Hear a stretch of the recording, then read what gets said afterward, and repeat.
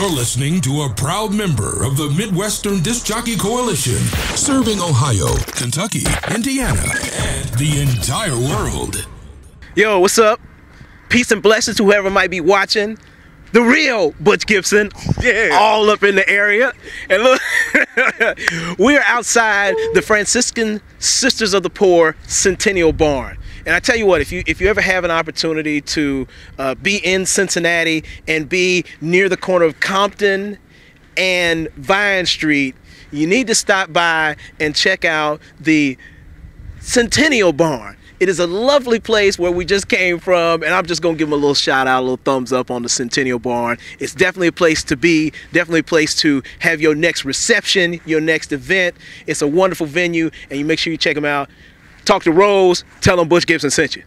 All that being said, who we got in town all the way from Hollywood, California, not California, Kentucky, right across the river from where we at, but Hollywood, California. And what my man said, he went from the hood to Hollywood, back to the hood, and back to Hollywood, all the way from Cold Crush, Cold Premiere, all the way from the historic Cincinnati hip-hop classic era. We got my man T.Rob. T.Rob, what's going on? How can I follow that, man? It's the realness in this dude, man. You know what I mean? Can you get a load of this kid, man? What's up, Butch? How you doing, man? I'm good, Pleasure, man. Bro. Pleasure. Yes, sir, man. What's going on, man? What you got going on? I'm here, man. I'm here in town finishing filming my project, T.Rob, the Quiet Giant. This is the segment of the film where we capture my beginnings, not just as a entertainer, but as a child, as a baby. You know, you're gonna hear a lot about, you know, family life, ups, downs, everything. You know, this is why I'm here. I got a lot of great footage. Matter of fact, we filmed my family. Well, whenever you air this, it'll be the night before when we did this. Man, we had the camera guy. He actually was in tears, man, like 2 or 3 times. He came out of the room because I'm not in the room when they're interviewing because they're talking about me. So I usually leave the building. He came back in like, "You ready for the next guy?" And I'm like, "You all right, man? You need some tissue? You got a cold or something?" He's like, "Nah, man. Some of the stories I'm hearing, brother, is just too much on a man." So wow. I'm happy about that because that means that it'll probably connect with people.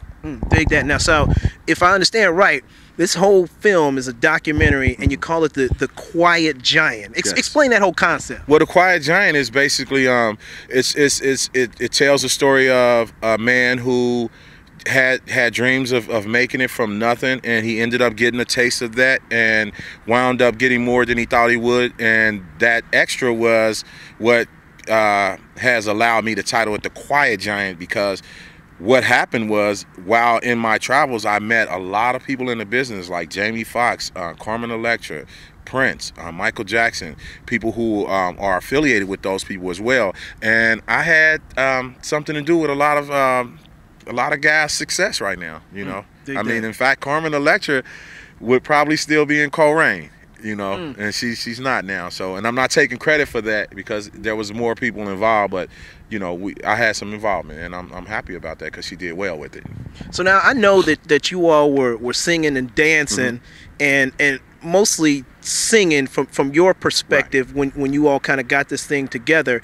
That as it kind of evolved and you all went through Class Act, became Cold Premiere, and went out to California. Where do you find yourself? Where's your comfort zone? Is it singing? Is it producing? Where's your comfort zone?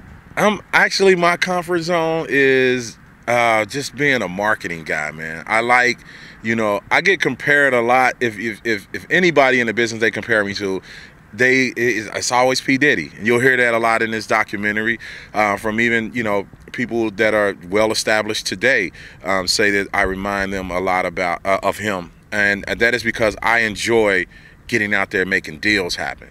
That's what I love. I mean, I love singing, I love production, I love all of that. But I think in all totality, I'm a businessman first.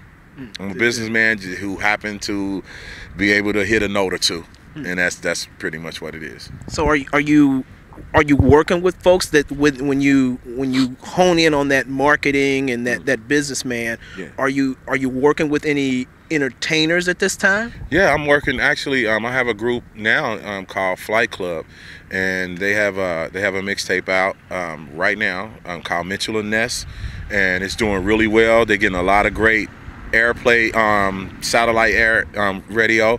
I'm also working with Shane Sparks. Shane was also a member of Code Premier. We're working on a couple of reality shows right now. One with Paramount called Planet Dance.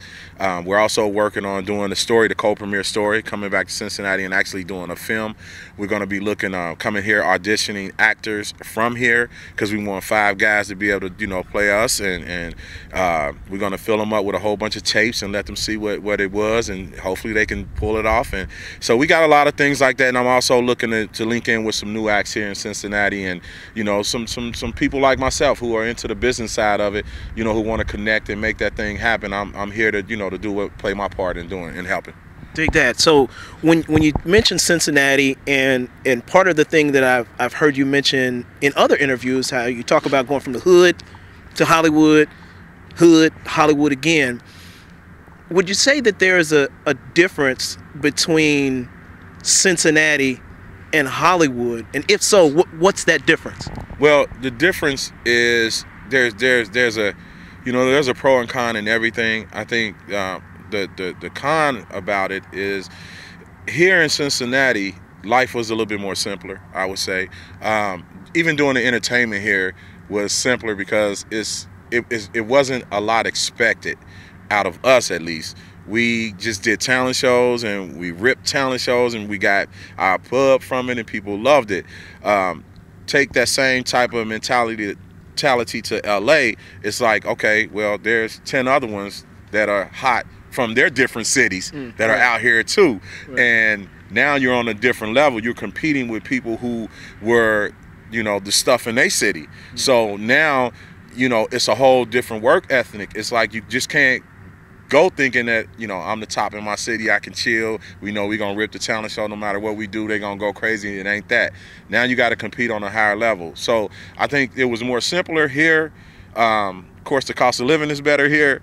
But the downside about being back in my days in a place like here versus California, you were in company with people who could make things happen. Like you can go to a grocery store and see Spielberg or somebody, versus being in a small town, you don't get the opportunities like that to see, people. So that was the only downside. But in terms of overall, man, I mean, I love Cincinnati. I'm going to always represent Cincinnati. That's why every time you see me, 9 times out of 10, I'm going to have a C on my hat. Wow. Always. All right. Always. Not that you can necessarily be clairvoyant within this tape, but do you see something in the future, or what do you see in the future for music, entertainment, or hip-hop? Well, what I see happening now is a new generation coming in, and they're setting the tone and the mark for how business is going to be handled. And that is, get yours. It's a business, and know that first.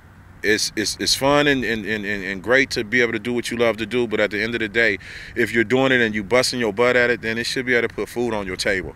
And as long as you keep that in mind and you work at it, but don't get yourself lost in the business, still love and have the passion for the art, but just take care of your business and go hard on it. Just go extremely hard with it. Dig that. So if you have any last words to say, maybe about you or about your documentary, what kind of lasting impression? What's the stinger for the end of this video? Well, the stinger is know that, when I say I came from the hood to Hollywood, back to the hood to Hollywood again, my theory behind that is this. It's simple. Never let anyone discourage you. Never let them tell you that you can't do it. Never let them tell you you're too old, you're too young, whatever the case may be. Never let them give you a hindrance, because my theory is this. As long as you can accept, like, this is what I do. I say, Tony, how many more failures do you got in you? I say, I got 40 more in me. So that means I have enough in me to keep going, to be told no, rejected or fail 40 times. So that means the amount of times that I'm giving myself to fail, I'm also giving myself the opportunity to try to succeed. So I'm not going to stop because I'm setting the bar high for myself to not stop. So don't put no time limit on when you know, feel like you should make it or you shouldn't, because with age comes, you know, you get more knowledge out of that and you get more skilled and your development grows. So keep at it, stay at it, don't get discouraged, and know that, you know, it's a quiet giant in you too. Just make it happen. That's all I mean, that's where it's at right now. Dig that. Ladies and gentlemen, you too can be a quiet giant. You heard it from T.Rob, the quiet giant himself. Make sure you go out and see that docu-film. It's called T.Rob, the quiet giant.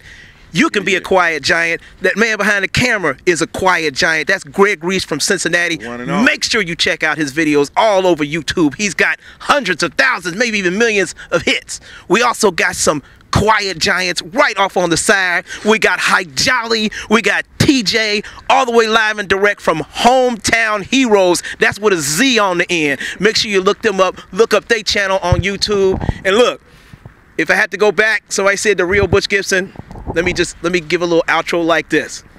Stay black till we get back, stay white, it's all right. Whatever color of the rainbow that you see when you look in the mirror, we're all one race, the human race. Until we meet again, peace. I love you. I'm out. Assalamu alaikum. Follow me on Twitter, baby. T.Rob, follow me on Twitter at DA Quiet Giant. Get me all day long here. I'm here. Let's do it.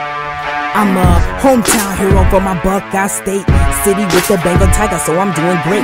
These people see what I be doing and they quick to hate. These haters wanna see me stop, I tell them that they too late. Let me on the mic to get your hype. When I get on the beat, got punch signs that fight. When I go home, get on the microphone, bad to the bone, you are not in our zone. Think you Superman, my rhymes are kryptonite. Better watch out, cause you know I'm such a fight. And I shine bright, so for you it's just good night. But even when it's night, I can get a crowd hype like bang, bang, bang to the boogie. Banging so much you would think I had the toolie. Laying rappers down like I let them drink a roofie. Leave them feeling all mad even when I'm acting goofy. But my mind is still a little spooky. And I go harder than a ghetto acting groupie. And it's kinda hard for them to group me because I'm in my own genre. What a movie.